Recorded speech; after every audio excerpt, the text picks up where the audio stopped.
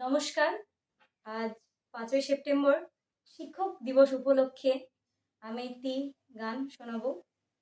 সেই গানটি রচনা করেছেন আমার গুরুজি শ্রী দিলীপ কুমার চক্রবর্তী। যদি ভালো লেগে থাকে তাহলে লাইক, কমেন্ট এবং শেয়ার করবেন এবং আমাদের ইউটিউব চ্যানেলটিকে সাবস্ক্রাইব করবেন। শিক্ষা সেদিন শুরু হয়েছিল, যেদিন মানুষ পাথর ভেঙে অস্ত্র গড়েছিল। তোমরা তা কি জানো না, সে কিসের নিশানা? সভ্যরা সব অসভ্যদের সভ্য করেছিল।